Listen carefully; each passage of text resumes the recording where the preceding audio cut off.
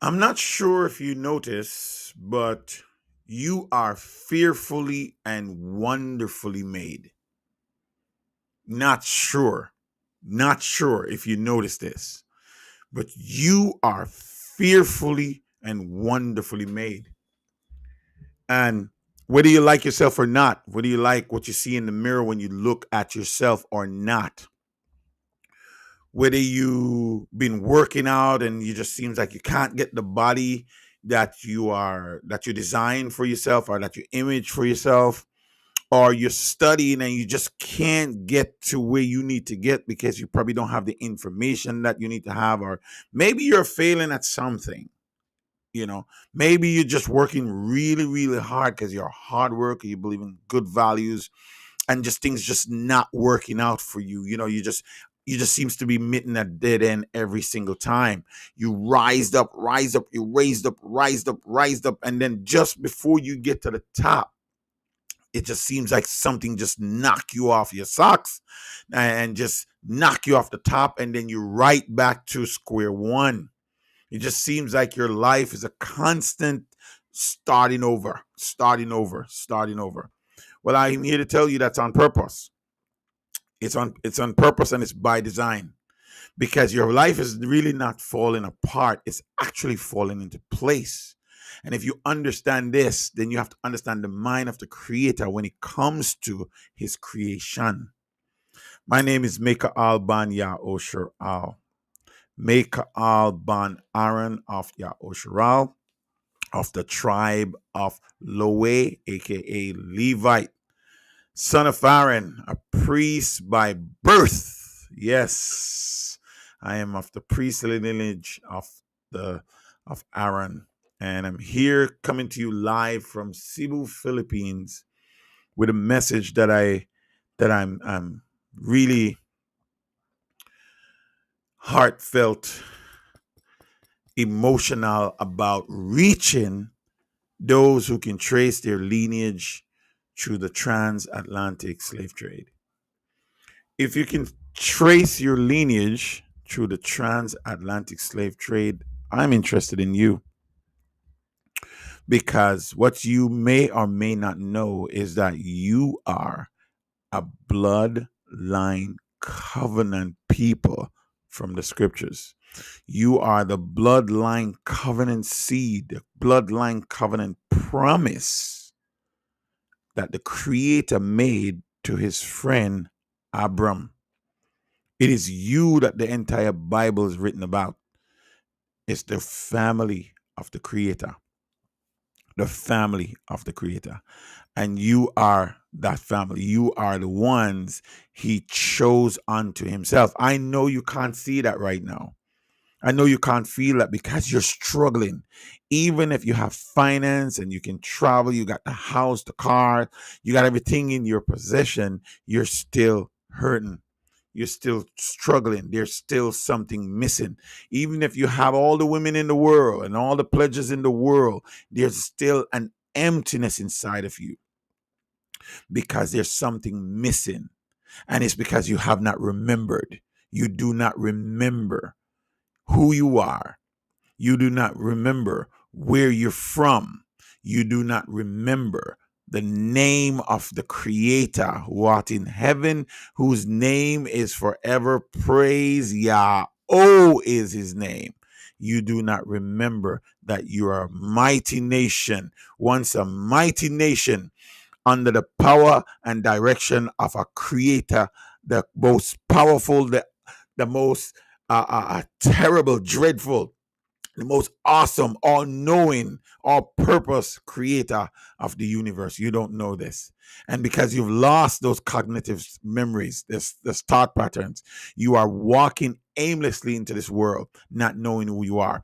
And you're trapped in religion, and you're trapped in disbelief, and you're bounced back from this and that wave, and your life just seems to be one whole circle, like a merry-go-round. Your life is like a circle, and the end cannot be found. Your waves are reaching up to the sky and then crash down. Your head just above the water, trying to save yourself from drowning, and you're splashing all around. Your life is like a merry-go-round. My aim here today is to at least try to set some things back and put some things back in perspective for you, to give you direction. Because here's the thing, ladies and gentlemen, knowledge is information. And we're living in the age of information.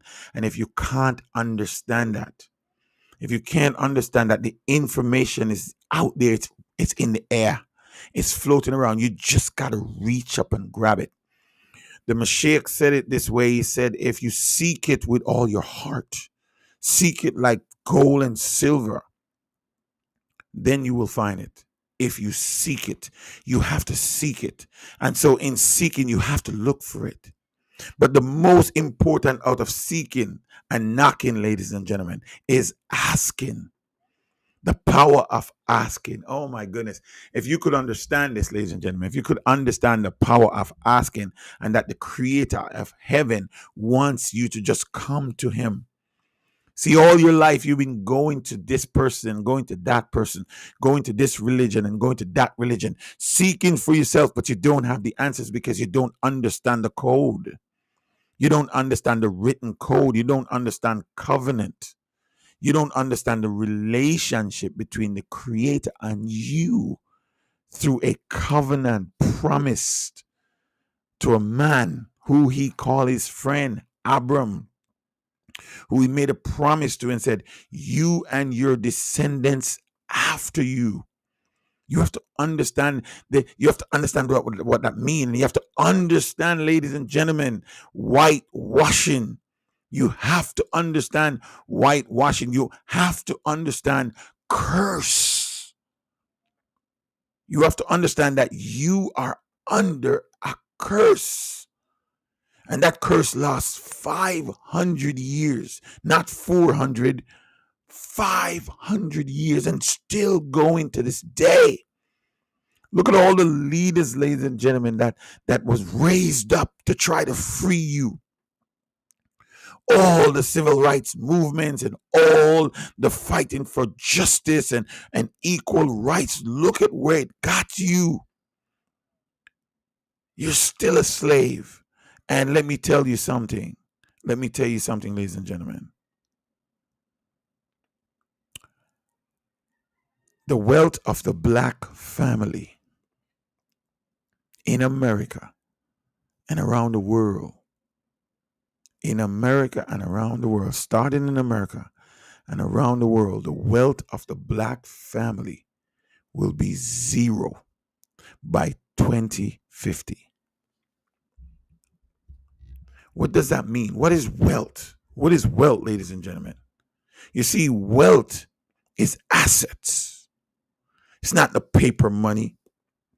It's asset.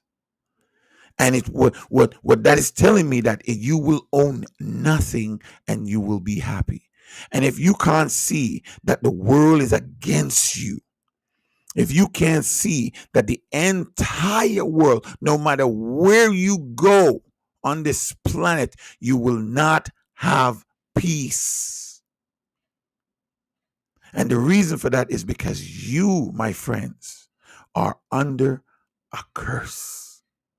And that curse is put up there by your forefathers who disobeyed the commandments of the Creator. And because the promise is for you, for Abraham and his descendants, that means the curse comes upon the descendants. If you look in the 10 Commandments, what the Creator says, punishing the children. Punishing the children. I want somebody to hear me, and I hope you're hearing me. Punishing the children for the sins of the father unto the third and fourth generation of them that hate me. But showing love, mercy to 1,000 generations for them that love me and keep my commandments. You see, ladies and gentlemen, to love the Creator is to obey his voice. Is to obey his voice and do what he says. Yes, ladies and gentlemen, love has a condition. Love has a condition. And because you don't understand this, you think love is free. Love is not free. There's nothing free on this planet, ladies and gentlemen. Nothing is free on this planet. What you receive as free costs somebody something. Either time, money, effort, energy. Nothing is free. Everything you receive free was bought and paid for. Every information that you receive, every information that you have, someone has done the hard work. Someone has done the hard work. You are reaping the benefits of that hard work, just as you reap the curse of disobedience. And so today I want to talk to you about the word hippocampus. Hippocampus. I learned this word, and I tell you, when you understand how you're made and how you're made to remember, you're made to remember. The Creator create in you what the Greeks call hippocampus, and they always do things off their own gods. They're so, gosh. They take the stars of the heavens. They take the heavenly bodies and they worship them and make them into names of gods like Sagittarius and Leo and Cancer. These are all gods. You just didn't know it. No one told you. They take the days of the week and add names to them. The names of the days of the week, ladies and gentlemen, what you call Sunday, Monday, Tuesday, Wednesday, Thursday, Friday, and Saturday are all names of their gods. You don't have to believe me. You just have to do the research, because the information is there. You need no one to tell you anything. You need no one to show you anything. You have a brain. Use it. Use it, ladies and gentlemen, to think for yourselves, to answer questions for yourselves, to read the word of Yahweh for yourselves. Read it for yourself. You can see it, and let the word explain itself. You don't need an interpreter.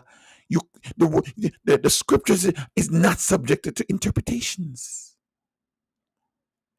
Yahweh, our creator, is as plain as day. He made your brain. He knows the capacity of it. He knows what you can hold. He knows what you can remember. And many, many times he tells us, remember, remember, remember. And you can only remember, ladies and gentlemen, you can only remember that which you've heard. That which you've heard, that which you have received through information. All your senses, all five of them, and the sixth sense that is just somewhere in the back of your subconscious mind, are all tools for information. Do you know the power of touch? Man, the power of touch. So much information is released through touch. I can speak thousands of words through my touch, because your skin is the largest receptor, the largest organ in the body, covers the entire body. And through touch, you can pass information.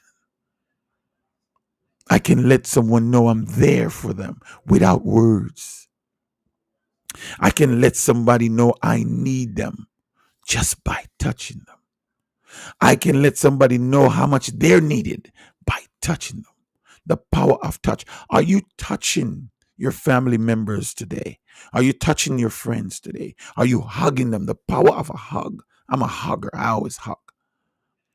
The power of a hug. a hold, a glance, just by looking at someone. You know how much information is passed through sight? The Messiah said, if your eyes see evil, how great is that evil? Just the way I look at you can tell you how I feel about you. But I hate you and I want to kill you, because let me tell you something, war, the fight doesn't start with the fist or the first punch. It starts in the eyes. We're trained to look at it. We're trained to know the intent of a man through his eyes. Information are passed through the eyes. You can tell if a person is lying, a person is being deceitful. You can tell if a person is just shaky or wavy or indecisive by looking in their eyes. You can tell if a person can be trusted if they can look in your eyes when you speak to them. If you look to the left, what information are you gathering when you speak? If you look to the right, what information are you gathering from your mind, from your hippocampus? All of these things. The information of smell. Oh man. Your wife ever put on a perfume or just take a shower and you just hug her and you can just smell, ooh, the pheromones. You know, man, I'm telling you, the pheromones, the senses are lit up by smells, ladies and gentlemen. Or when she's cooking, man, your favorite food, or you just pass in a restaurant, or you're passing somebody's house, and you just know that smell is coming from that house. The power of what you hear. The Mashiach talks a lot about hearing, because even through hearing is how you gather information. It's one way to gather information, through hearing. And you can't remember something if you don't have the senses to gather the information. Blessed are they that hear the word of Yahweh and do it. The Creator tells us time after time after time after time, give us chance after chance after chance after chance. He said, if you obey my voice, you can't see the Creator. You don't know what he looks like, because he don't show you his face, but you can hear his voice. And if you understand that you're created in his image, then you kind of know what he looks like, because he looks like you. And if you're black and you can trace your lineage through the transatlantic slave trade, I'm talking to you. So do you hear the Creator's voice? Do you know what it sounds like? Is he speaking to your subconscious mind, where he dwells? Because he dwells there. This is where he communicates to the subconscious mind, to the cognitive, to the mind. He works through the mind. He also works through all your senses. But this is his dome. This is where he communicate with you. Because this is where you understand the information that you have received.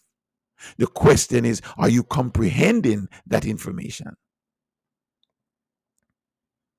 And if so, do you have the wisdom, the action to follow the information, the action to make the decision? You see, guys, if you understand the power of decision, the power of decision, if you just understand how powerful that is, because everything you do, ladies and gentlemen, everything you do is wrapped up in the decision you make. You will be judged by your decisions. It is your decisions that causes your actions, that bring forth your work. And you, ladies and gentlemen, are judged by your work. oftentimes people point the finger at you and it does something to you. It can either build you up or tear you down. And you start looking at yourself and you become self-focused, self-centered. But you do not realize is your work that is judging you. When I was a supervisor at BIW, General Dynamics, we built warships in Maine. Worked there for 14 years, 7 years as a welder and 7 years as a 7 years as a welder and 7 years as a supervisor. And I've learned a lot. I've learned that my work judges me. And I remember welding, because I've been absent from welding for 18 years. And I just got back in the field, so I was rusty. And my welds was decent. They were decent, but they weren't great. And why? Because I looked to my right and I saw a brother, a white guy, man. He was amazing. He didn't give much work. He didn't do much work. And if you were to talk to him, he said, "I don't give quantity of work."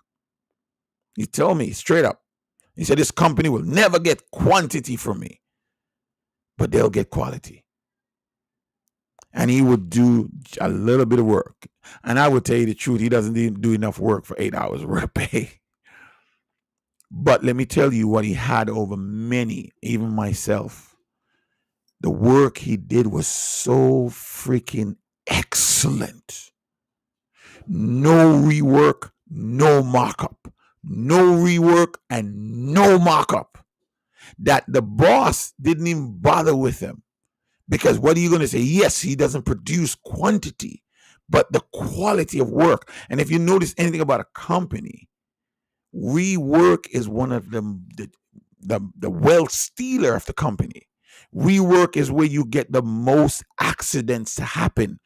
The most accidents, the most money spent, the most time wasted is on rework. Is when you have to go back over what you've done. You're supposed to get it right the first time. And I watched that man, and I remember looking at my work and look at his.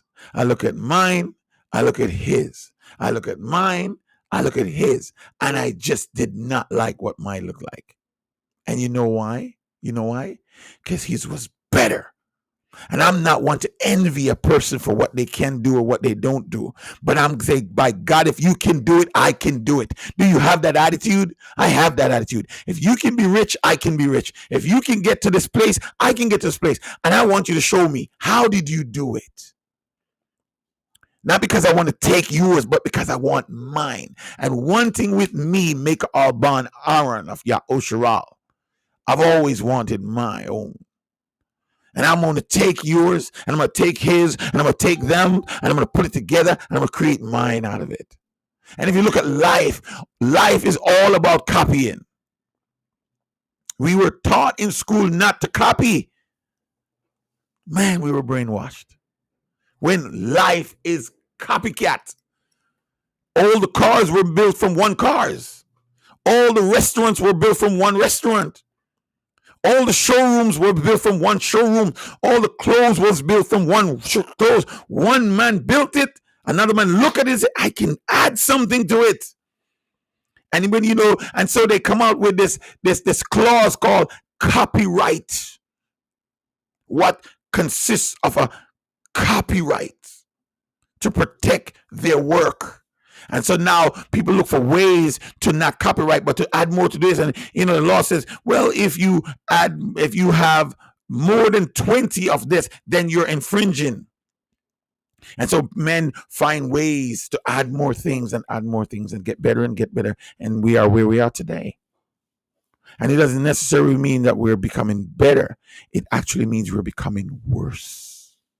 Because we're going further and further and further and further and further and further away from the Creator. So all your technology, all your work, all your energy, all your prize are stealing you away from the Creator. That is why repentance is so important. You have to stop.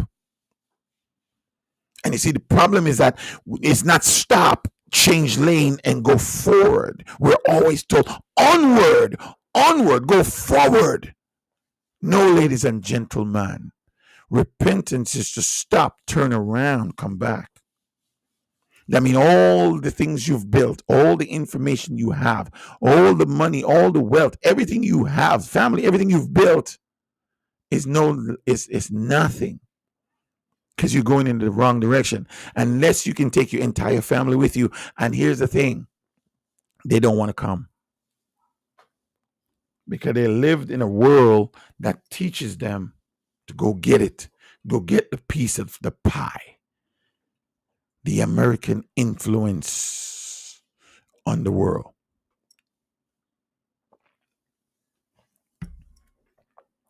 And so they lost their way. And to repent means to find the path, the old path. You have to get back on the old road, the rocky road. Nobody wants to go on that rocky road, uphill battle, but you have to. And so, ladies and gentlemen, it's very important for you to remember, but you cannot remember unless you have a prophet, someone to tell you. Someone has to give you the information you either didn't receive, you either heard and forget, or you just don't know or just don't understand. And that is why the Creator always put a prophet in our midst. Because the scripture tells us he will do nothing but to what? Reveal his secrets to his servants, the prophet. So now you have to ask yourself the question, who is speaking, or who is the Creator speaking through? Am I a prophet? No, I'm not. Let me be the first to tell you, I am not a prophet. So who am I? I told you who I was. I'm Maycha'al Ban Aaron. I'm a priest. I'm an intercessor. I'm one who takes your gifts and put them on the altar of the Creator. That's who I am. That's my lineage. That's my bloodline. It's my inheritance. My inheritance is Yahweh. It's what I do. And so I take your gifts and I put it on the altar. I examine your gift, because I can't just take it and put it there. I have to examine it. And then I put it on the altar and burn it before Yahweh. I take your gifts of whatever your grains or your sheeps and your manka, which is your flour mixed with oil and salt, and I burn it on the altar of Yahweh. Is what I do. I'm an intercessor, but I'm also a disciple of the true Messiah. Not that blonde hair, blue-eyed Jesus that we were whitewashing, given by Rome to throw us off, but by the true Messiah, whose name is Yahushua, the Messiah that comes from the tribe of Judah, Yahodah. That's who I am. That's who we are. That's who I follow. And so his command to me was to go and make go and reach the lost sheeps of Yahushua. He didn't send me to the world. That is why my focus, ladies and gentlemen, is those who can trace their lineage through the transatlantic slave trade, because you are the lost sheeps. But you're not lost if you think you're found. You're not lost if you have the answers. You're not lost if you know the way. You're not lost if you have your own way. You're only lost when you recognize that you don't know nothing. You're only lost when you recognize that you don't have the information. You're only lost if you recognize that you don't know the true name of the Creator. You're only lost if you don't know that you are truly the son of the blood covenant of Abraham, and you don't know which tribe you belong to. You're truly lost if you don't know the prophet, the ravenous bird. See, we have a ravenous bird. The prophet Isaiah, Yeshayahu, aka Isaiah, teaches us that the Creator in this time will send a ravenous bird who will execute his counsel. We have that ravenous bird among us right here in Cebu, Philippines, in the wilderness where we were commanded to gather.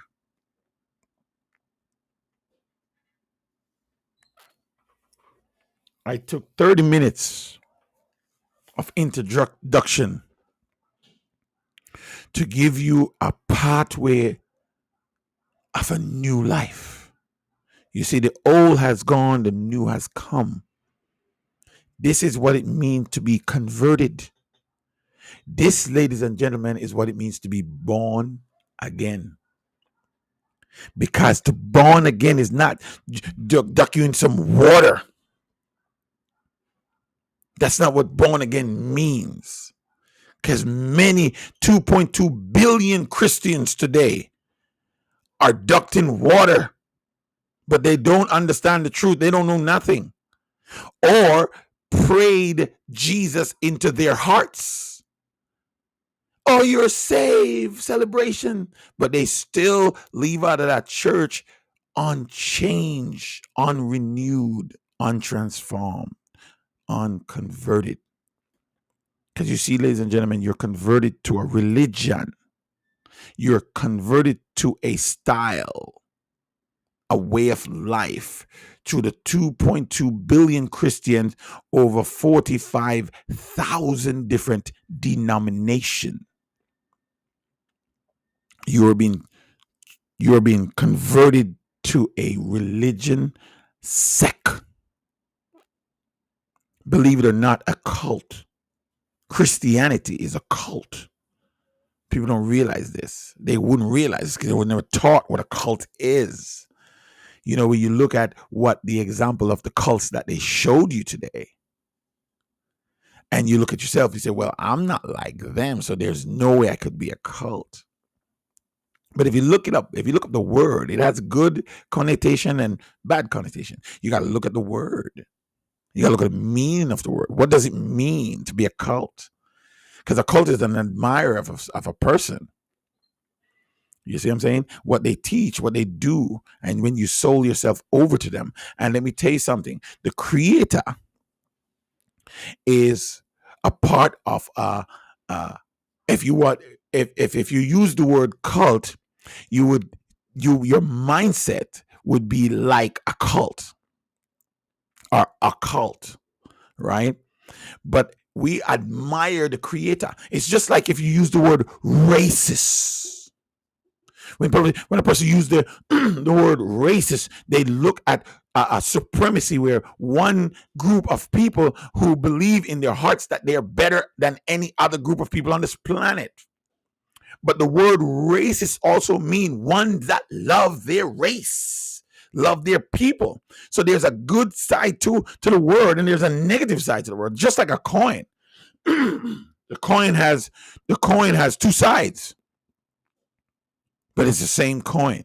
Just like you think about the left wing and the right wing, right? And am I blue or am I red? Don't let the red hat fool you. I'm neither blue nor red. But no one is realizing that both wings come from the one bird. You see, you talk about left wing and right wing. Who is the bird that is flapping both wings? Because the one bird controls both wings. No plane can fly on one wings. The one plane controls the both wings. You understand what I'm saying? You get what I'm saying? So which bird is controlling your belief system? Is it a ravenous bird, or is it a unclean bird, or is it an eagle? Or is it a pigeon, or is it a woodpecker? What bird is picking out your wood? You see where I'm coming from? Kristen Harmon, hey brother, I pray you're doing well. So glad to see you on my feed. Hey, Kristen, it's glad to be here. I'm glad to be here. I was kind of holding back, preaching and giving the word because I'm expecting destruction to come upon Washington D.C., the District of Columbia. I thought it was going to be, this was going to happen in the springtime of March, late March, early April. Didn't happen, and so all the signs came before the blood moon, the red moon, the solar eclipse, the lunar eclipse. It came, so we were expecting that to happen, but it didn't happen. So now I'm like, okay, what's going on? But when we went back to the drawing board, we realized, okay, it has to happen in the summer months, and the summer months is from March, which is in the springtime, to November, which is where the summer, which is where the winter months begin and the summer months end. So that's where we at right now, right? And we recognize that Yahweh sometimes delay things. We can see that from the ark, from Noah's ark, where he gave them 120 years, and 120 years was up, but once they went into the ark, the rain didn't come right away. The rain, it took a little bit of time before the rain come. If you look at the story in Genesis 6, you will see that, Genesis 7, you will see that the rain delayed 7 days. Yahweh hold the rain 7 days. If you look when they march around the walls of Jericho, that when they march the first time, the wall didn't come down. The second, third, fourth, fifth, sixth time, the wall didn't come down. The command was that they was to march on the seventh day, were to march 7 times and then make the shout. So we have to follow the commands through the letter.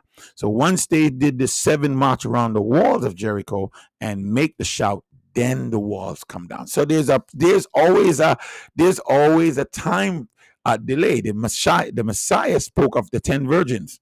5 was wise, 5 was foolish. Right? So the 5 that was foolish didn't take enough oil in their lamps. They didn't take enough oil in their lamps. And what did they do? Ladies and gentlemen? They went back. They tried to beg those who have oil, say, give me some of your oil so that we can, our lamps won't go out. And they're like, no, we can't give you some of our oil, because if we give you some of our oil, we may not have enough. But go into the near towns, byways, and highways and go get yourself some oil. So, of course, they left. But while they left, the bridegroom came, took the 5 that was ready. They came in, they enjoyed the feast, they enjoyed the wedding, and the bridegroom locks the door. Now, the story began to say after that the 5 foolish also came. And they came. And they came with oil in their lamps, and their fire was trimmed, but they could not get in. And he said there was weeping and gnashing of teeth. Now, when I look deeply into this event and look deep into the mystery of that story, the oil and the lamp was not the ticket inside to be with the bridegroom, to be part of the marriage. All right. You see, this king was marrying these 10 women. It says bridegroom, 10 virgins. And if you understand something, when we look at the word virgin, this is how the information was disseminated to us and changed over time through transliterations and what I call now transobliterations. We look at the word virgins to mean a woman that never had sex. Think about it, guys. That's when you hear the word virgin, that's what you think of. You think of a woman that don't have sex. An unsexed woman. But if you look at the time, the word virgin did not mean a woman that doesn't have sex. The word virgin means that a woman that was unmarried. And it makes sense with the 10 virgins. They were unmarried. They were supposed to marry the bridegroom. The bridegroom was taking them in to be his wives. That's the story. That is the story, whether people know it or not, whether they accept it or not. That is the story. And if the Messiah was teaching that story about a man having 10 wives, today you're only told that you can have one. Think about it. Think about it, though. But let's move on from that point. We're talking about the 5 that was unmarried. Their goal was to wait on the bride so they could be married. But they went away. and because they ran out of oil, and then they came back with the oil, but they still couldn't go in. They still couldn't go in, ladies and gentlemen. So what that tells me, when I look at the event and look at the story and look at everything, I started to dissect it, and I realized the oil and the lamp was not the ticket in, because when they came back, you see, they came back with oil. They came back with their lamps trimmed and ready, but they couldn't get it. They knocked, "Let me in. I know you not," said the bridegroom. "I never knew you." So what that tell me is that they disobeyed. You see, the command was to wait here for me. And because they left, they missed their opportunity. I pray today that you don't miss an opportunity. I only pray today that you don't miss an opportunity. Do not miss this opportunity. Thank you, guys. Thank you so much for your love, appreciation. Kristen, I appreciate you a lot. Thank you. DM me, man. You got to DM me. You get DM me on Facebook message. DM me on Facebook message. I definitely want to talk to you. At Maycha'al Ban Aaron. Okay. DM me on Facebook Messenger so we can talk, and maybe I can put you up there and I can actually communicate with you by looking at your face and you look at mine, if that's okay. All right. We definitely need to talk. Right. So that's the message. And so, with that saying, ladies and gentlemen, I'm going to show you videos. Those on TikTok, you're not going to be able to see it because I can't connect my TikTok to my restream. I have to update it, and then I'll be able to get TikTok and all these different. Right now, I can only get add two stream in the stream, and that's Facebook, and I have a YouTube channel called Maycha'al Ban Maycha'al that I stream to from Restream. So, you can see that there. I also have not TikTok. I also have another Facebook page called Now Living in the Philippines. So if you think we're a cult, if you think I'm a cult, I'm a part of a cult, go watch my Facebook. Go subscribe to my Facebook channel, Now Living in the Philippines. Now Living in the Philippines, and you will see whether or not I'm a cult. Okay, Christine. Yes, I will. I appreciate that. Yes, that would be amazing. All right. So right after I get off this live, I want you to call me. We're going to talk. All right. Because time is running out. We just had a blood moon appeared in the Philippines, and I think they said about 70% of the world saw that blood moon. Now, from Joel and the prophet, after the blood moon, you see, a blood moon is just a blood moon eclipse, rays coming over that turn the moon orange and red. It's nothing to the world. It's just something that they've seen over and over, time and time again. It's nothing to them. To us, it's a sign. And if you understand anything about a sign, if you really look up the sign, what a sign is a token.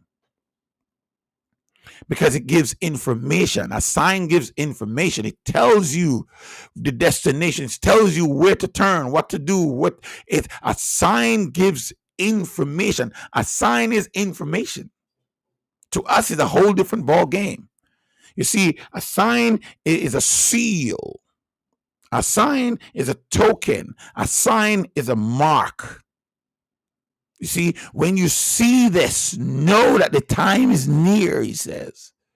We believe that, Yahweh is going to destroy the city of Columbia just like he's done all these other cities throughout the Bible. And he's not going to use the war. He's not going to use soldiers and weapons of war. He says it's not by might nor by power, but by my ruach, saith Yahweh.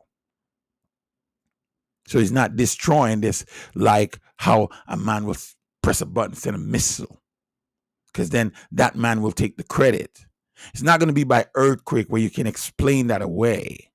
You see, you can explain earthquakes away. You can explain floods away. You can also explain storms away.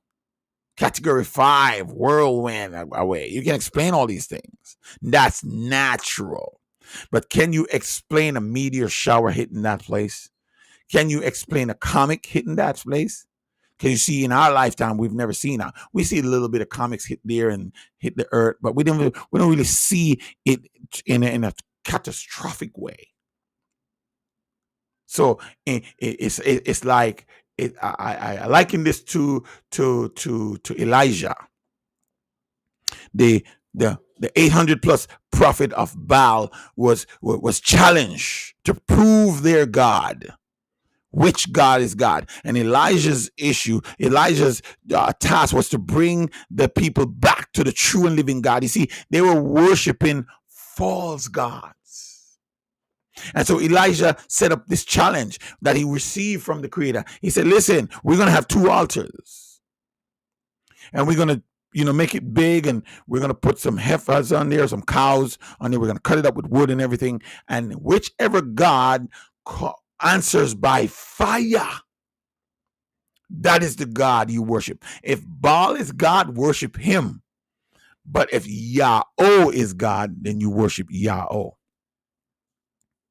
Wow, it was a beautiful thing. Of course, the 800 plus prophets they get to go first. They were yelling and calling and cutting themselves and doing all kind of ritual, praying and dancing, doing all kind of stuff, cutting themselves and bleeding and calling, and Elijah kept taunting them. Say, listen, maybe he's asleep. Maybe he's asleep because he went on a far journey, and he just keep haunting them and haunting them and taunting them and taunting them until it was night. It was dark. It's amazing because Yahweh wants a full display. In the evening time, it was Elijah's time. And Elijah prayed a simple prayer.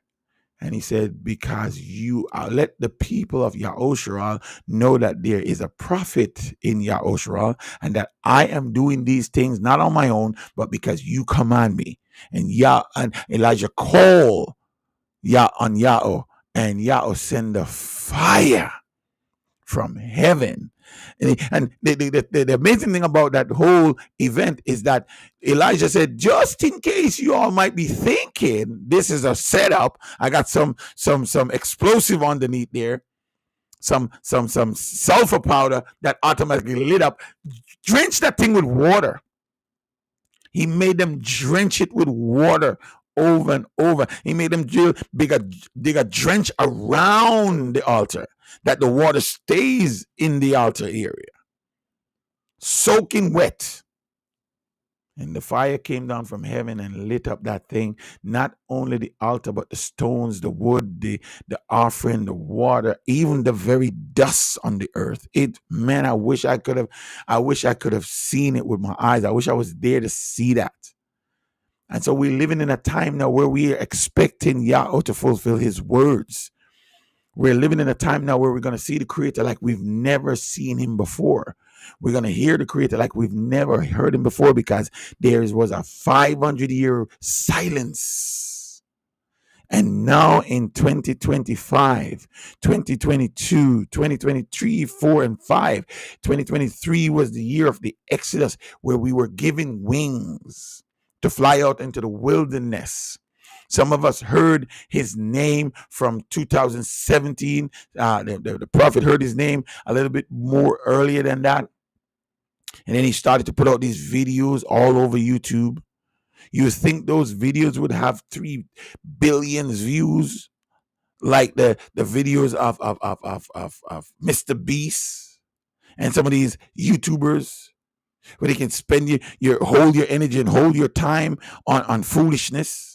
But the ravenous bird, the prophet of Yahweh, is pouring out his heart on YouTube and giving you historical facts and evidence, not only of the name, but who you are, what you should be doing, where we are, where we're going.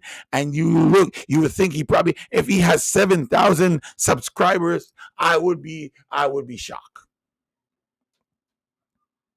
But I learned this about the Creator. It is not for everyone, because only a remnant will be saved. And a remnant is saved because they act. They heard his voice and they gave up everything they have and they left. And they are now in the wilderness waiting to be nourished by the Creator, to become the nation he promised. Not only the nation he promised, but to reveal the name Yahweh to the world through the man servant he has chosen and through those remnant who said, yes, we believe, and left everything behind. And so we're reaching out to you. You can trace your lineage to the transatlantic slave trade. You are the bloodline covenant. But my question to you, ladies and gentlemen, though you know that you're the bloodline covenant, and you got to go look at YouTube, Ravenous Bird Brought by Ships. You will get all the information there, brought by ship. And then you will know for certain, if you can trace your lineage through the transatlantic slave trade, that you are the covenant blood promised seed of Yahweh through Abram. But here's the thing. That's not the most interesting part of the story, of the event. The most interesting part of it is, will you be part of the remnant? Because I care not if you're a covenant blood person, if or a covenant blood child or children, if you don't have the promise and to make the decision for yourself to save yourself. You're only a part of the remnant if you leave America and its allies and go to the wilderness. You have to go to the wilderness again. Read the prophet Maycha'al. I said no, Ezekiel. Maycha'al, aka Ezekiel. Read the prophet Ezekiel. Read the prophet Isaiah. Read the prophet Habakkuk, Jonah, Nehemiah. Read them. They're telling you that the Creator is calling his people back to the wilderness, where we have to, it's a stopover to replenish us, to restore his language to us, so that through that understanding, and we can multiply and go and take and repossess the promised land. But while he has us here and rebuilding us from a little rock into a major, huge rock that filled the earth, we're here in a holding place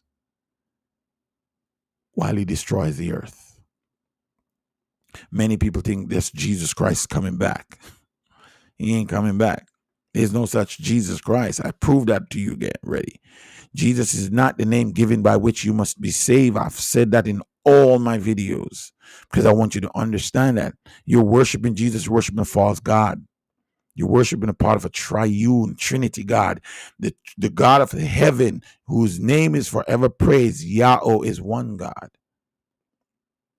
There's no other God but him. And we're commanded not to worship any other God. And if you're worshiping Jesus as God, you're worshiping a second God. Because you can't say you're worshiping Jesus as God and you worship the Father as God and think you're worshiping one God. You suffer from grand delusion. Because if you're worshiping Jesus as God, and we know he's a person and an entity, and if you're worshiping the Father as God, and we know he's a person and an entity, then that's two. And not to mention the third one, the Holy Spirit, which is also in the Christian belief system as God. That's three gods. That's three gods that make up one God. And so to get the delusion, to satisfy the delusion, you have to say the three person make up the one God. As if to say that the only way the Creator can save humanity is if he comes as human and died. It goes against everything he said. And I'm telling you, he said he will never alter the things that leave his lips. And he said he will never change his covenant. So either this God is crazy, he's deceiving us, or he's a liar. And we know he's not a liar because he will not break his old command.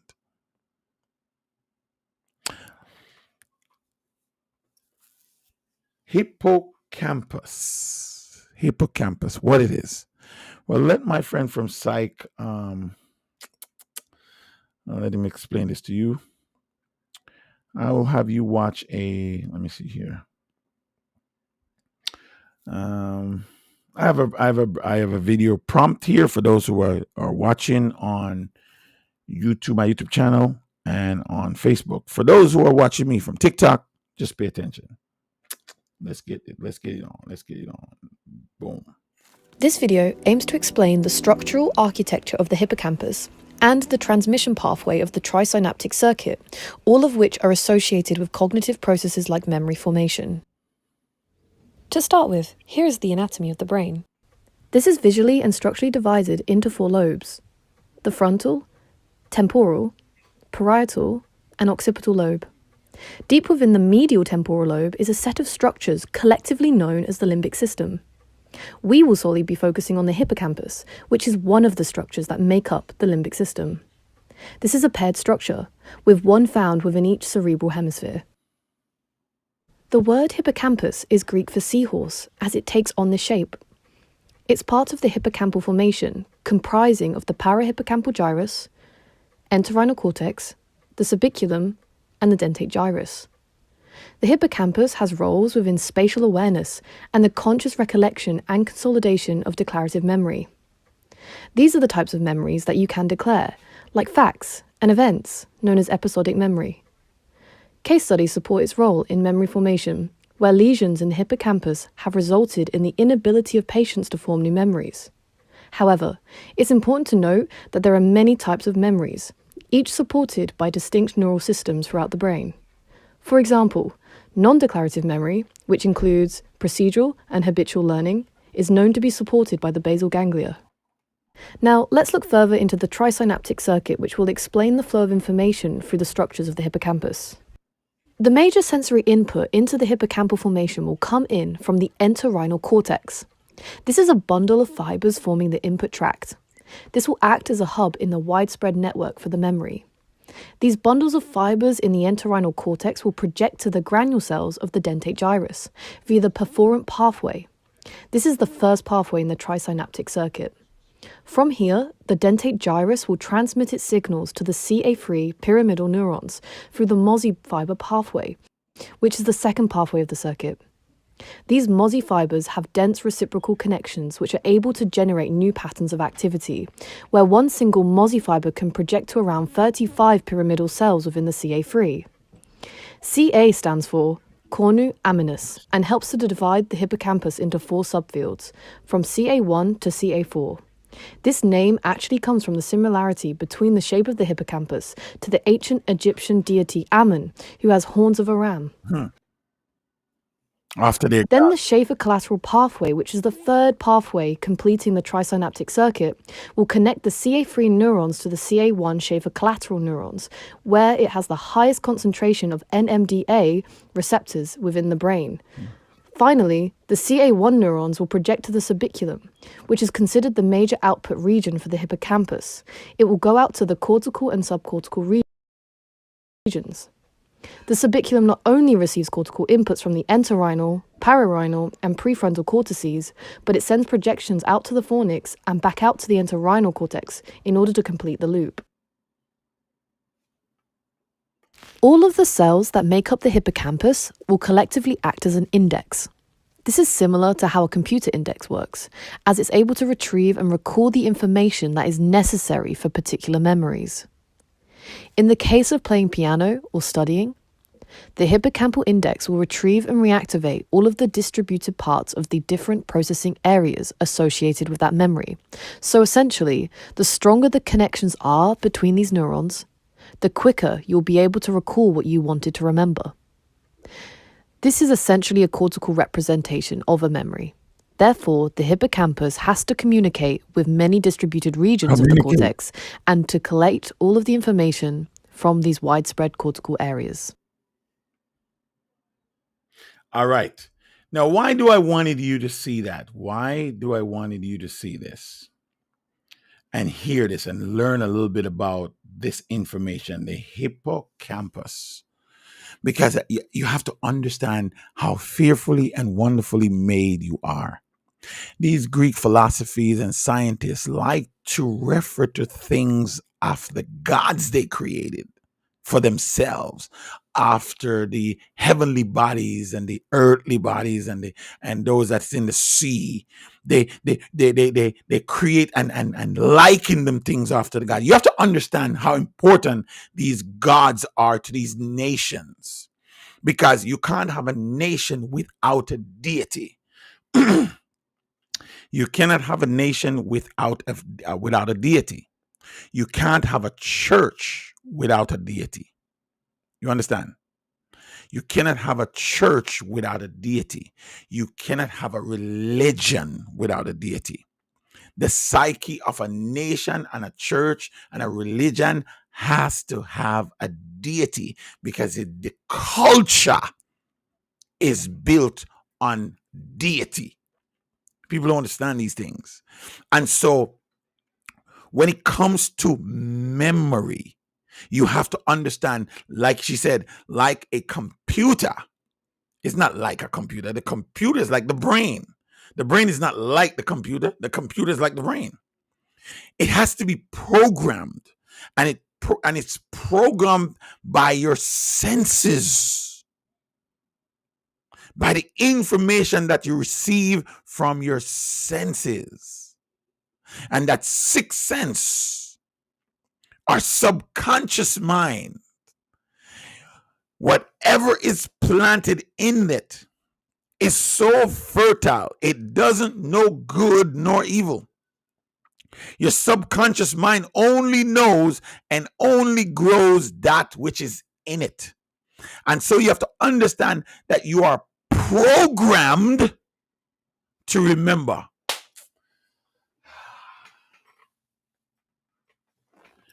I wonder how many people hear me today.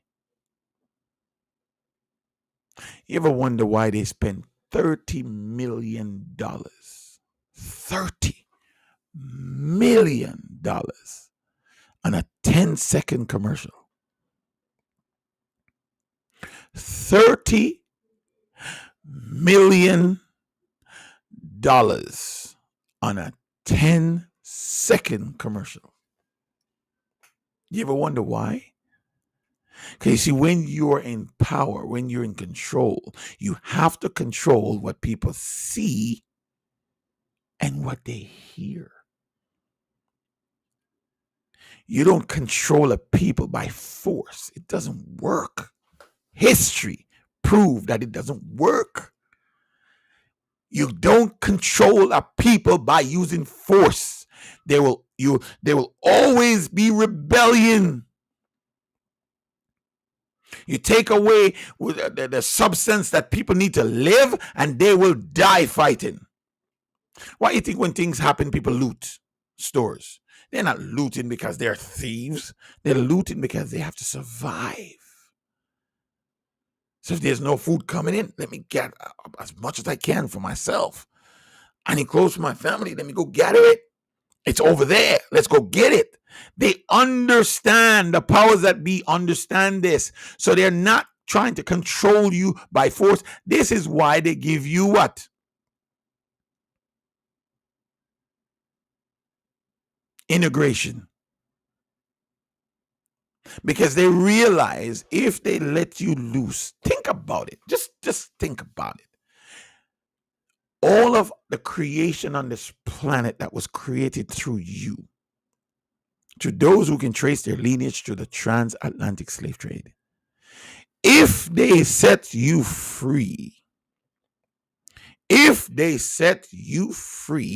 have to give you everything that comes with you, all your inventions. You know what this world will look like without your inventions? And even today, even though they have you as slaves and they have you in a box going around and round and round, you don't understand the language that they speak. You think they speak English. You think they speak Portuguese or Italian. You think they speak African. You think they speak Jamaicans. You think they speak Canadians, Chinese, Mandarins. You think they think Japanese, Russians. No, that's not the language they speak. And that's not the gods they worship. Money is the language they speak. Money is the god of this world. All these other gods that they put up to distract you, these images and these this religion, are all distraction. Look at all the nation, look at all the infrastructures, and look at all the churches. What are they all about? Money. The god of this world is money. The Messiah teaches us that there's two gods.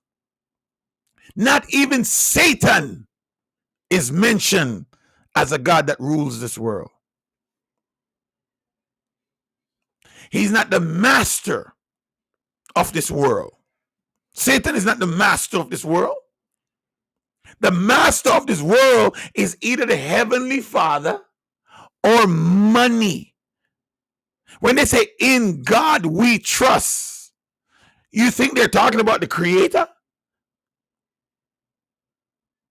If I say, in you I trust, even if I'm pointing at you, what makes you think I'm really talking about you? If I say we, what makes you think you're included in that? Unless I call your name, unless I specifically call your name, you're not included. You are just goyim, to be misused and abused and to be used at will, because after all, you were made by the gods to serve the masters.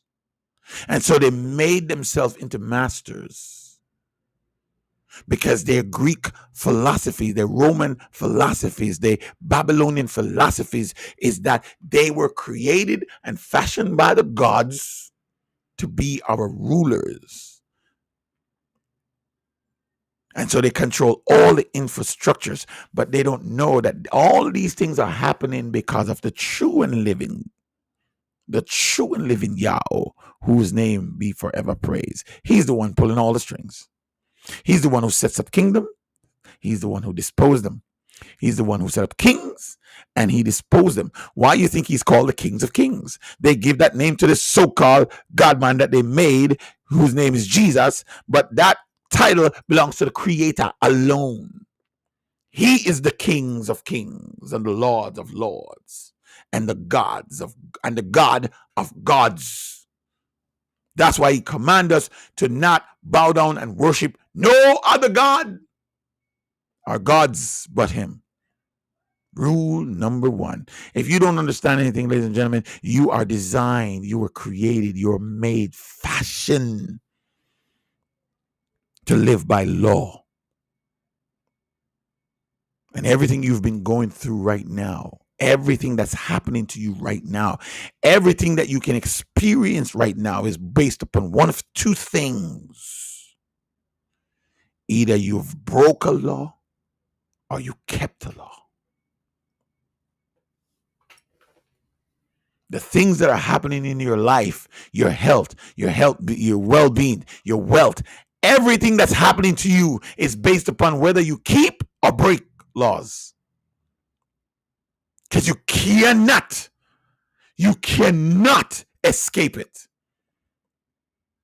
Whether you keep the laws of Yahweh or you keep the laws of men or you keep your own law, you cannot escape it. You cannot live. You cannot survive without laws. You are created to be governed by laws. And that's why the commander and king of the universe gave us laws through his covenant of love. And with that, you have to remember. And so whoever controls the information you're receiving, who's ever controlling the information you're hearing and seeing, controls you. And that's why you have to break off the chains, get loose, go into your solitary place. That could be in your car driving to work. That could be your walk going to lunch. That could be a secret place in your house. It doesn't mean a closet. Don't go in a closet. That's not what it means. It means a secret, solitary place. It could be in your shower because you got privacy in the shower. It could be just you going up on a hill. It could mean that you just find a place where you're alone with your thoughts, where you can drown out all the sounds around you and listen for his voice, and you can speak to him. And I'm telling you, if you are serious about your life, reach out to this God and ask him, what is your name? Have you ever asked anyone their name and they don't tell you? I can't remember asking somebody their name and they don't tell me. They might be curious to want to know why I want to know their names. But in an introduction, ladies and gentlemen, in an introduction, the first words that come out of your mouth or come out of the person's mouth that's introducing you is a hi, this is my friend, this is my husband, this is my wife, this is my co-worker, my partner, whatever it is. They introduce you by your name.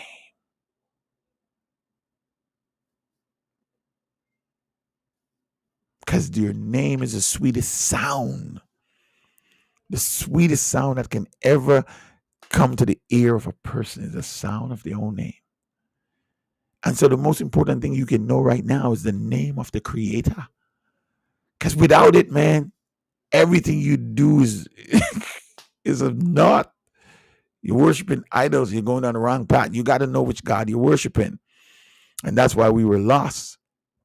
We were worshiping all type of God, blown away by all type of winds of teachings, feelings, of emotions.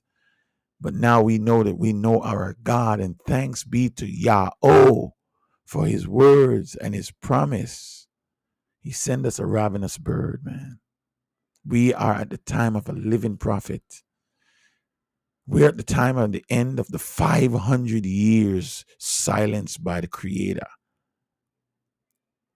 And we're placed in a city, in a place in the wilderness here where we will be nourished for time and times and half a times.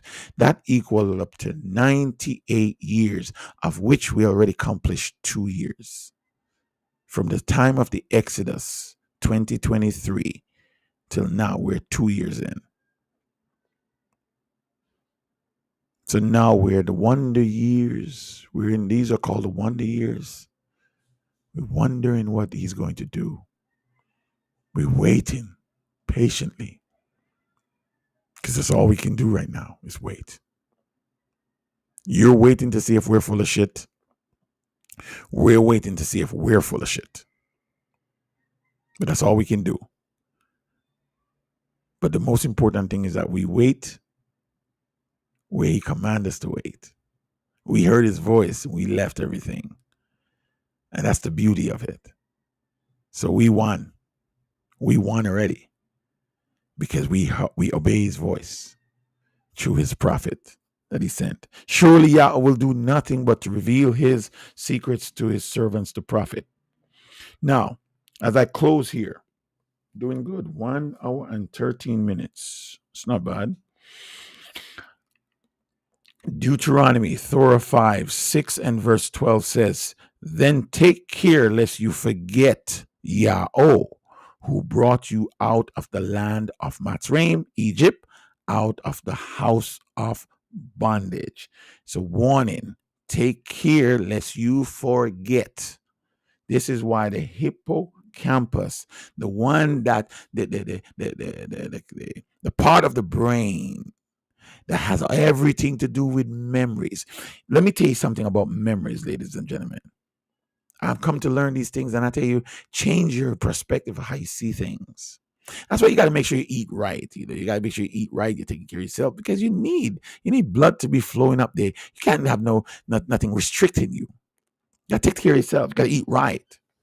Alkaline foods, berries and fruits, man, and 10-15% green leaf and herbs. You got to keep your body so you can remember stuff. Let me tell you what memory does. Like I told you before, you can only remember that which was programmed. You can only remember that which was programmed. You can only remember that which you've heard. You can only remember that which you're about to hear right now.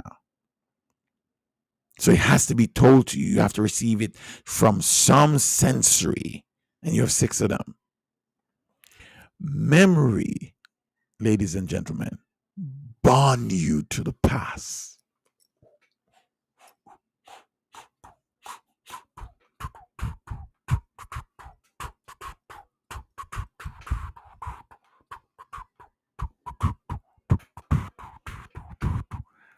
What does memory do? What is memory good for? It bonds you. Bond. You know what a bond is? It binds you to the past. So if you have no memory of which God you're worshiping, the name of the God that you worship, who you are, then you have no past. And if you have no past in your memory, you're living a lie. Just imagine you were adopted. Just imagine you were adopted. You don't know your mommy and you don't know your daddies. I mean, people living this life right now. So some of you are adopted that don't know your parents can relate to me. Or maybe you even know your parents, but you're still adopted. You can relate to me too as well. What I'm about to say. You're adopted. And you're adopted in a very, minuscule family, hardworking people. You got a father, you got a mother. They go to work. They're loving. They got a religion. They take care of you. They work hard. Cause maybe they can't have children. So now you're their only child. And then you reach a certain age and you're looking at your parents, you're looking at your life, and you realize I'm different, something different. You're looking at the brothers, you're looking at the cousins, or even if you're adopted into a family with kids. Let's make it more dramatical.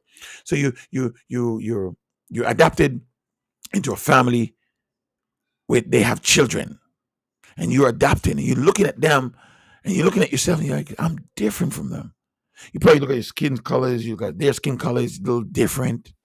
Your hair texture might be a little different. Your eyes may be a little different. You recognize that the pattern that you don't look too much like the parents, and you're trying to figure how do you fit in. You don't think like them, and for years you're wondering. You have this sense of void in your life, and the parents, your adopted parents, start to recognize that. You start to recognize asking questions. You want to know about your history, and so on and so forth. And they're giving you the history that doesn't belong to you.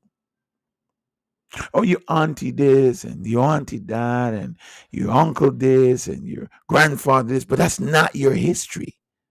You're just receiving a history for the place, for being in that place, in that situation. But everything you're receiving is not yours.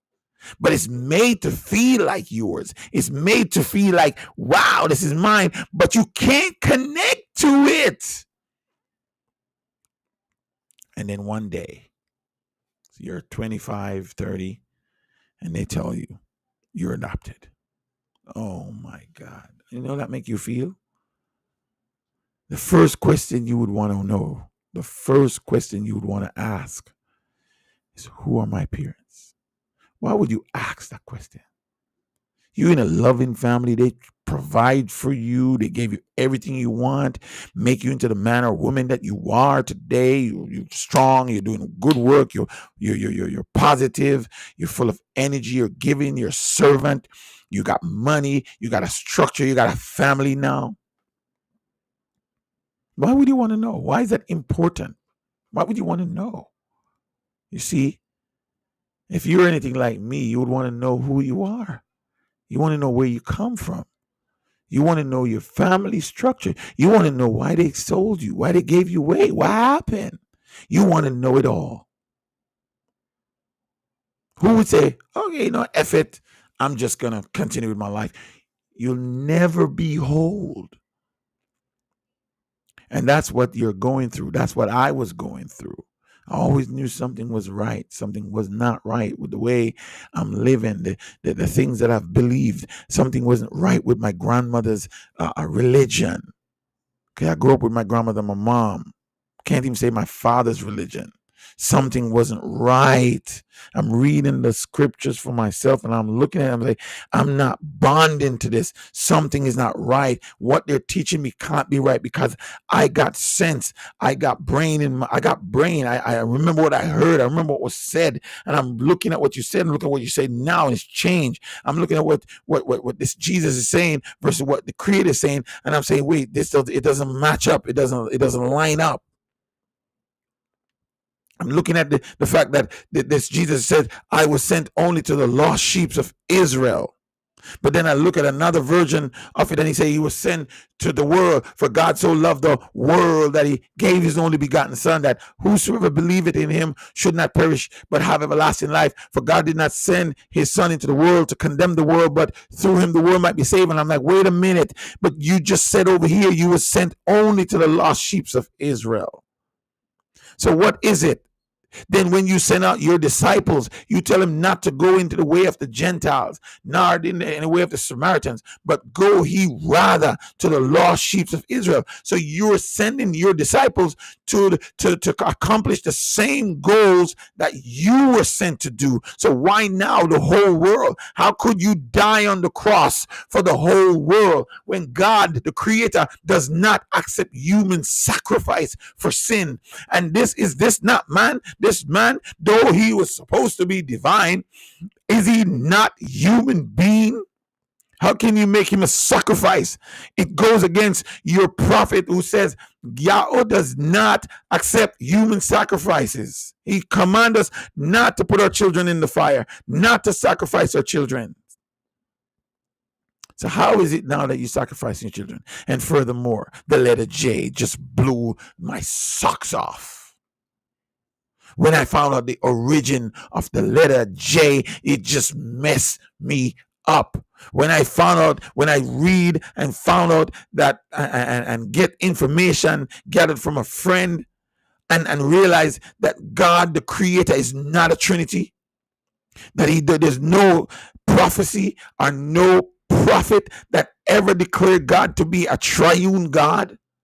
And when I look at all the nations around me, they all have a triune God. Even the Judaism does not worship the creator of heaven. They worship a triune God. The Israel over here, these people who say they are Jews but are not, but of the synagogue of Satan, the synagogue of Satan, they of the church of America. America is the one that keeps Israel alive today. So I'm saying, wait a minute, something is not adding up. And when I did my research, man, I started with the name Jesus, the letter J, and I heard this from a white guy, a Jewish guy, who said his name, it can't be Jesus because there was no letter J before the year 1524. And when I Googled the goddamn thing, I realized he's telling me the truth. So it put a stumbling block on me believing the name any further. I couldn't continue. Okay, see, I was going off what I remembered. I was going off what I was programmed. But no one taught me that the letter J did not come into existence till the year 1524. And if that's the case, ladies and gentlemen, if you're a cognitively thinking person, if you are a reasonable person, how you have to ask yourself the question, how could the name Jesus be the name given by which you must be saved? If it wasn't in existence till after the year 1524. So I had to throw out Jesus. I had to throw out the name Jehovah. Then I said, okay, let me put that down for a minute. Let me go think about these Jews, these people over there who are personating, who say they are Jews but are not, but of the synagogue of Satan. I started to look at their history. And I said, have they ever been suffering anywhere as slave for 400 years? I can't find it nowhere in their history. These so-called Jews that occupy the promised land, Jerusalem, Israel, so-called Israel, they don't have a history of being slave for 400 plus years, for 200 years, not even 100 years. They don't have that history. Then I start to look again. I said, okay, were they ever scattered on ships to all the nation on the planet? And I look in their history, and I cannot find that. They have not scattered all over the world on ship as slaves. So I had to rule them out. Then I asked myself the last question about these Jews who are at the synagogue of Satan, who say they are Jews but are not. I had to ask myself, wait a minute, is there any time in their history when they were slave in Egypt? And then I look at their white complexion and their blonde hair and their blue eyes and their gray eyes and brown eyes. I look at their skin complexion and I ask myself, could they survive in the hottest desert of Egypt for 200 plus years as a slave under a taskmaster's whip? You know they can't stay 15 minutes in the sun without the sun killing them. They couldn't survive. They would have all died out. That's why we became slaves over here. That's why they come and bought us from the Africans. Do you know that the Africans are the first slave owners of us? Do you know that we're not Africans? We don't come from Africa. We migrated into Africa and were sold by Africans to the Portuguese, the Saxons, the Franks, the Burgundians. See, I'm using names you've probably never heard before. The Visigoths. You probably never heard these names before. The Lombards. Who are these people? You see, in 476 AD, Rome split into 10 nations. This was prophesied in the book of Daniel. What would happen? And those 10 nations would scatter us all over the Aegean as slaves on ships. You know, over 20 million slaves did not make it across the Aegean. You know, we were cargoes. And when they were transporting us, they didn't have enough food to feed us. So cannibalism started happening within that time. But then they throw us overboard. And why? Because if they lose the cargo, they get insurance money. Over 20 million slaves. Who's speaking about them?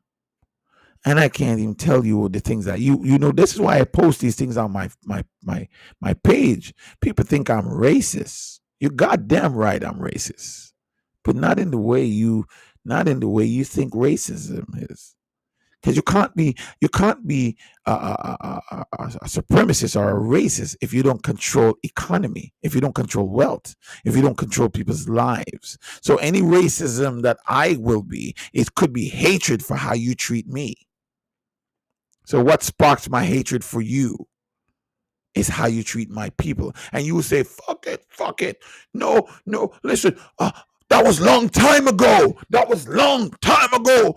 None of you owned slaves. None of you were slaves. I can't tell you how many white people here say that shit. The 4th of July was a long time a fucking go. And it's not our holiday. But you celebrate it every 4th of July, do you not? That was a long time ago. Why don't you throw that away? Why don't you throw it away? Why are you celebrating it for? President's Day was a long time ago. Christopher Columbus Day was a long time ago. Why you celebrate any holiday at all? The so-called Jews today celebrate the Holocaust. They never forget. Why do you want me to forget? You know why you don't want me to post it? You know why you don't want to hear it? Because you're the beneficiary of it. You are the beneficiary of it. Come on in. I'm almost done. No, they can't see you. Who? Somebody down there? All right, I'll be right there. All right. They are the beneficiary. The beneficiary. And you ain't speaking up. You want us to forget. You want us to forget, yet you have a president that wants to make America great again. You have a president that wants to make America great again. Why don't you just come out and say, make America white again? You look at his policies and look at what he's doing. Look at his immigration policy and his deportation policies. Look at who he's deporting. Look which borders he's focusing on. He's focusing on the southern border, the Mexican border. What about the Canadian border? I used to live in Maine, okay? And if you drive 6 hours from where I lived in, if you drive 6 hours from Portland north, you get to the borders of Canada. There's no walls there. It's just a river. And there's other places where you can just walk right over. How comes nobody's patrolling those borders? Ladies and gentlemen, you just don't know the half.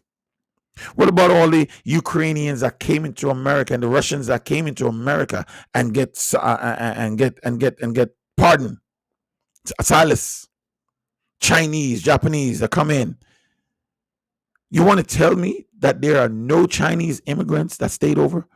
No Japanese immigrants that stayed over? You want to tell me that there's no Russian immigrants that stayed over? No European immigrants? No European thieves or drug lords? No Italian drug lords? I don't see no deportation of any Italians. I don't see no deportations of any Jews. But I can see black and brown people getting deported. Make America great again. Let me tell you something. Who was Donald Trump's father? And what was he about? Donald Trump is as racist as they come. He as racist as they come. And make America great again, the slogan in which he ran his presidency and won, is to make America KKK again. Ku Klux Klan again. You look at our history, you go to the 1920s, and a bunch of white people started the Ku Klux Klan. It's a fraternity after the Illuminatis and the Masonry and all that. It's all fraternities. Even the black Alpha, whatever they call themselves, Kappa, Alpha, Psi, whatever. They all, if you look at the history, these are the house niggers. Look at the history. People don't pay attention to the history. So they'll never know. They'll never understand. You can't get into the game unless you're part of the structure. But let's go back to the KKK and when they started and how they come into power. And for what reason? After the war, after the Civil War, in the 1900s, even before that. But let's go after the Civil War. Let's go after the Civil War and look and see how they become prominent to subdue black people. The history. If you look at the history, oh my gosh, man. And it's all there at the fingertip. Go look at the history of the KKK. Just go look at it, man. And go watch it for yourself. It's there. Donald Trump's father lived at the time when the Ku Klux Klan run the world. Run America. There were over 4 million of them. They got to the place where they didn't even wear masks anymore. And the Ku Klux Klan was disseminated into society. They had radio, they had station, they had theaters, they into Hollywood. I mean, the bird of a nation. Oh my God. Just the history, how they go under and come up, under and come up. You don't understand. But they don't need the sheets anymore because they become politics. They became into politics and hold all the powers to block the rights of your people, of the slaves. What Donald Trump is doing and what he's aiming to do is to bring America back to those days, those early days, in his mind and in the mind of his supporters, when America was great, when Ku Klux Klan could do whatever the fuck they want and hold all the powers. That's what he's trying to bring back. Make America great again. Because if you look at that slogan and you look at it when it comes to our people, when was America great for you?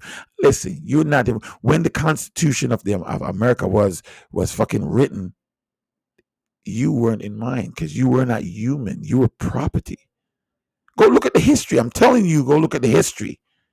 And if you don't remember, you see, remembrance bond you to your history. You got to know who you are. You got to know who's your enemy. You are a prisoner at war because you have lost your identity. They took your name. They stopped you from reading. And now that you can read and they still lost your identity. You still call yourself the surname of your slave masters. Your surname, whatever your surname is your master's name, which denotes ownership. You're still a slave because you carry the name or the bond or the sign or the mark or the seal or the token of your slave master. This is what Malcolm X says. You got to drop the fucking last name. You are not Johnson and Smith and George and Sewells. Call yourself by your first name and put a fucking X at your last name. But where all of his campaign led him, we're still no further than we were before. And so your slave masters understand rebellion, and he have to make you think you're free. He has to make you think you have rights. So he give you the master's bedroom. He gave you the keys to his car. He gave you a job in a good firm. He give you an account in his bank. He make you use his light and drink from his water fountains and eat in his restaurants and drive on his roads. He make you fly in his plane and you think you're free. And one of the worst things you could do as a slave is to make them think they're free in the cage. You have no land, you have no economy, and you have no power. And when you come together to form a bond, even when you have white people joining you, they still fuck you up. Why? You have no power. You're under a curse. And the creator is the one with an outstretched arms and a mighty hand puts you in there. That's why every time you rise, you fall. And the only way you can actually get anywhere is if you join the cult. Pledge allegiance to your slave masters.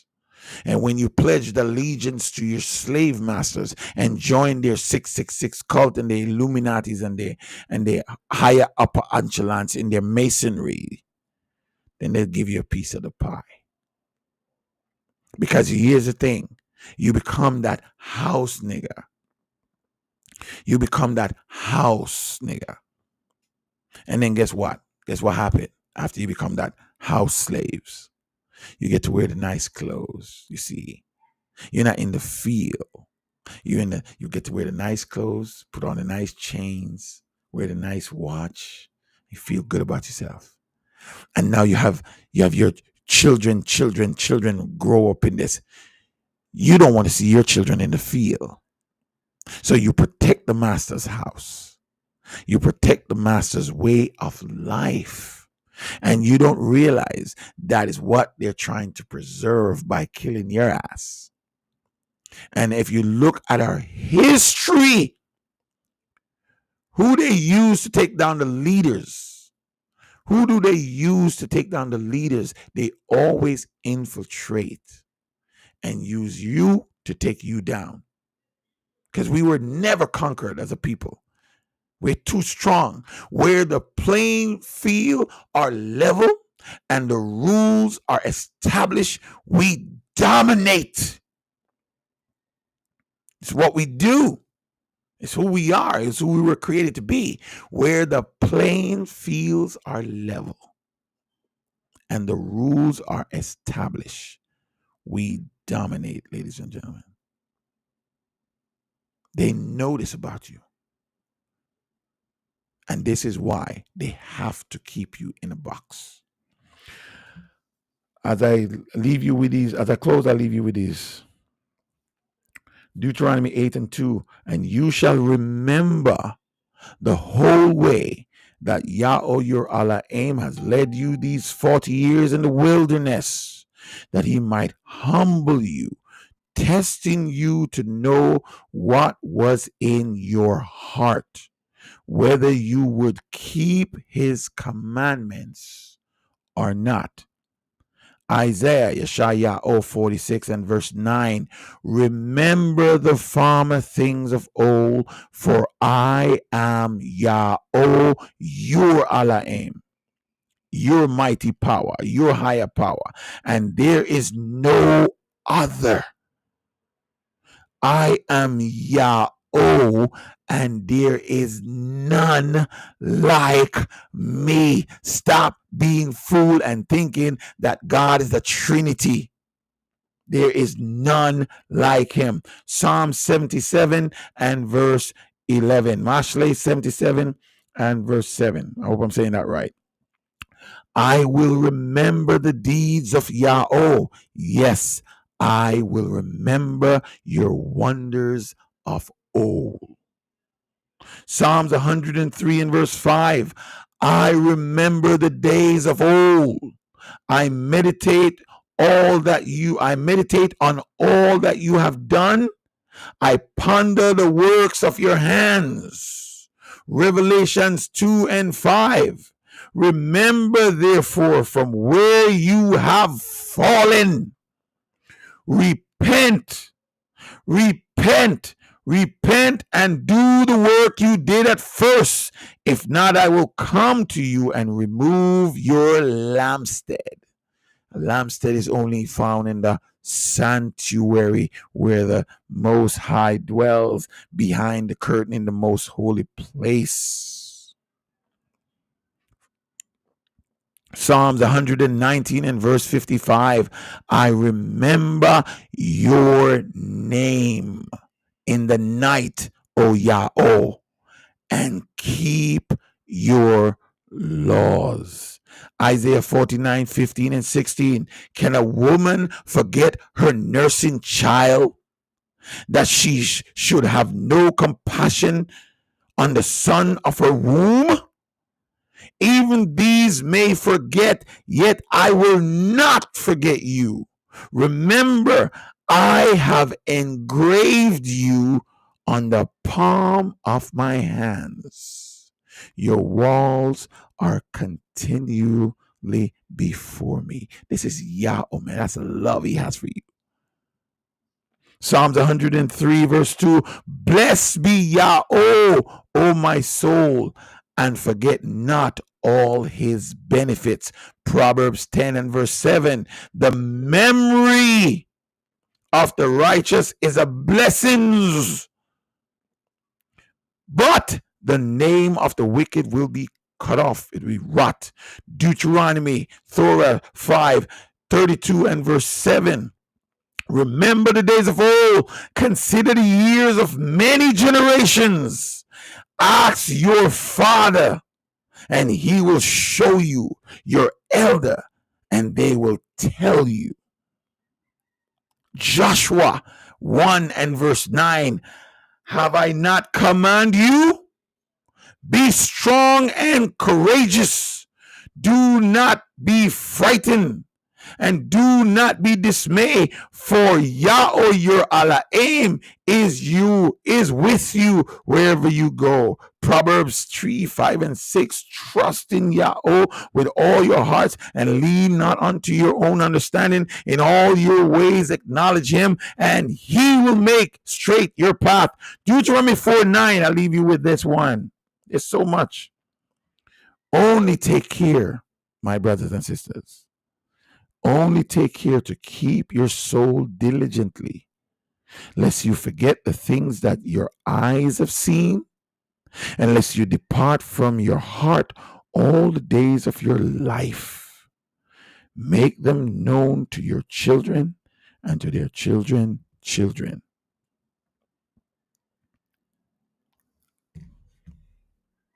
There you have it. There you have it. There you have it. The choice is yours. Stay in Matt's Rim and die. Stay in these rural cities and these rural countries and die. Keep worshiping the mighty dollar and die. See, I set before you, say, the commander of the universe. I set before you, say, Masha, the prophet who led us out of Egypt. I set before you good and evil. This is the creator. He's the one who placed before you good and evil. He's the one who created good, and he's the one who created evil.